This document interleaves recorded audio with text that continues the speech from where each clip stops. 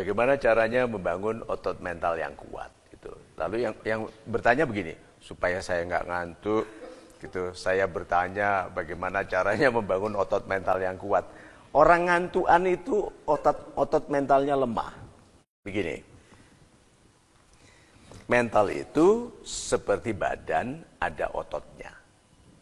Oke, orang yang biasa mengangkat beban lebih kuat. Orang yang biasa lari pagi, dia tidak harus kaget siang hari kalau dia harus berlari. Itu sebabnya tentara itu setelah pagi latihan kan lari sambil nyanyi gitu. Itu siap-siap karena kalau tentaranya sibuk nonton TV, lihat telenovela, sinetron, itu tentara-tentaranya waktu perang kan dia lari sebentar sudah ngos-ngosan sebentar. Ada ini nggak kopi instan gitu kan? Nah, jadi bayangkan kalau tentaranya begitu, itu baru otot tubuh lo ya. Nah sekarang, kenapa kita lihat banyak orang kecil, tubuhnya tidak besar, lebih sukses dari orang yang badannya kuat, ototnya besar? Pernah melihat? Sering toh, ya. Karena orang-orang yang ototnya besar merasa lebih kuat daripada orang-orang yang badannya kecil. Itu sebabnya di sekolah banyak bully. Orang yang badannya lebih besar merendahkan orang yang badannya kecil. Lihat itu. Nah, sikap mental orang yang membanggakan ukuran badan yang besar biasanya menyepelekan otak, menyepelekan kemampuan berpikir. Anak-anak kecil, sakit-sakitan, alergian, anak mami tidak punya kekuatan tubuh. Jadi satu-satunya yang bisa digunakannya untuk mendapat pujian dari guru, pujian dari orang tua adalah excel, adalah berhasil dalam penggunaan mental. Nah, sekarang kita lihat latihannya saja.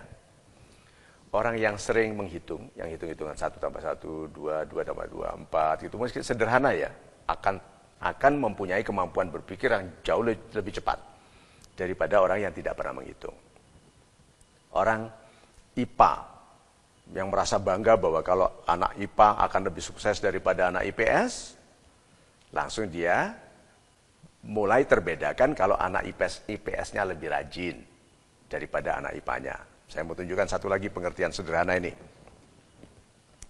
Dari seorang sangat sukses, salah satu teman saya di bisnis properti, dia sangat sukses, sangat kaya, tapi sebetulnya dia tidak cerdas. Dan dia jujur mengakui dia tidak cerdas.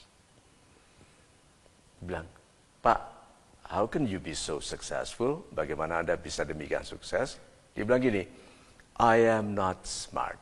Gitu, bahasa Inggrisnya saya perbaiki sedikit karena bahasa Inggrisnya nggak begitu dia. I am not smart. Dia bilang itu bahasa aslinya dia itu. Tapi saya baikkan sedikit, dia bilang I am not smart. So Mario bilang itu, I need to study 2 hours when everybody studies 1 hour. Jadi dia tuh butuh belajar 2 jam. Saat orang lain yang lebih pandai butuh 1 jam. Terus dia bilang apa? The problem was, those guys did not study. Jadi yang pinter-pinter yang hanya 1 jam untuk belajar, nggak belajar. Dia bilang apa? So I am smarter 2 hours. Yang pinter-pinter butuh 1 jam untuk mengerti, dia butuh 2 jam. Dia betul-betul belajar 2 jam karena dia ikhlas mengakui dia tidak cerdas. Yang lain, yang cerdas, yang harusnya belajarnya 1 jam, tidak belajar. Jadi, dia lebih pandai 2 jam. Ini berlaku untuk siapapun, cerdas atau tidak cerdas. Tapi melatih otot mental itu lebih penting daripada kualitas otot asli di mana dia dilahirkan. Berarti, segala sesuatu tumbuh dalam penggunaan. Dipegang hukum itu, sederhana sekali. Segala sesuatu tumbuh dalam penggunaan. Kemampuan seni tumbuh dalam penggunaan. Itu sebabnya anak kecil yang suka menggambar sejak kecil, jangan di-discourage, jangan dikecilkan keberaniannya, kesukaannya. Puji dia. Nah, sekarang Audrey contohnya belajar desain, graphic design. Dimulai dari waktu kecil, kalau menggambar apapun, saya berteriak-teriak, tidak masuk akal memuji. Wih, hebat sekali, liar begitu. Nah, dia melihat ke saya, Sebetulnya agak heran, ini orang apa cerdas ya, gambar sedikit, gambar tidak bagus begini kok dia bereaksinya seperti itu. Itu reaksinya Audrey waktu masih bayi dan Marco. Kalau gambar sesuatu, ya gambarnya anak kecil, masih 1 tahun, gambar sesuatu ya pasti jelek. Tetapi saya tidak, saya perlakukan itu seperti Picasso yang melukis. Tahu nggak, setelah beberapa minggu dipuji dengan kebiasaan itu, dia sekarang menuntut, mengharapkan orang lain memuji dia seperti itu. Nah, Ibu Lina memuji seperti itu, tapi Ibu Lina agak malu untuk meliarkan diri seperti saya. Gitu. Jadi kalau ya nggak banyak orang bersedia mentololkan diri seperti saya. Jadi dia kalau gambar itu meskipun sudah dipuji Ibu Lina oleh siapapun, dia datang lagi pada saya. Dia bilang, Dedi, aku gambar. Karena dia melihat nanti sesuatu. Oh my God, gitu loh. Dan betul, saya telepon omanya.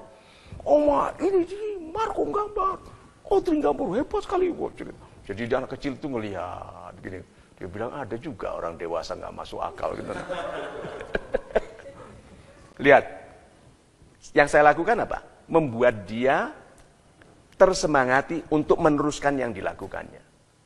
Kalau saya bilang, apa gambarnya? Nggak bisa, ini aja nih, cetak dari kameranya Dedi. Coba. Karena itu dia terus berlatih. Gambarnya tidak bagus pun waktu awal dia belajar, saya bilang bagus. Lihat. Berarti otot mental saya gunakan untuk membangun otot mental anak. Udah kelihatan kenapa kita tidak boleh salah menikah. Ayahnya otot mentalnya lemah. Itu dia laki-laki tipe couch potato. Kentang sofa. Kentang sofa itu kelihatan kalau nggak ada dia, sofanya itu bolong seperti diduduki kentang besar. Waktu dia pulang dari kantor, blek nempel, diem sudah. Ini kentang sofa.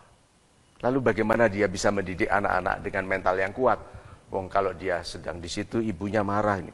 Itu loh Pak, nilainya rendah. Terus dia bilang apa? Belajar. Gitu. Bapaknya nonton lagi itu coba. See? Otot mental. Seperti olahragawan, otot kepala, mental, pikiran, logika harus dibangun. Nah sekarang keuntungannya otot mental.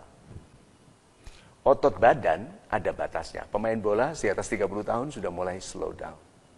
Gitu? Pelari, petenis, selalu kita lihat main tenis, jago, sebentar hilang, diganti yang muda lagi, gitu toh. Otot mental tidak loh, yang merajai dunia ini tetap orang tua-tua. Yang dulunya mudanya otot mentalnya hebat, di masa tua tetap hebat. Perhatikan itu. Bill Gates muda, otot mentalnya hebat. Setelah tua tetap pakar. Berarti kualitas hidup kita lebih panjang dijamin oleh kekuatan otot mental daripada kekuatan otot badan. So jangan terlalu membanggakan badan, bangunlah kekuatan mental yang baik. Gitu.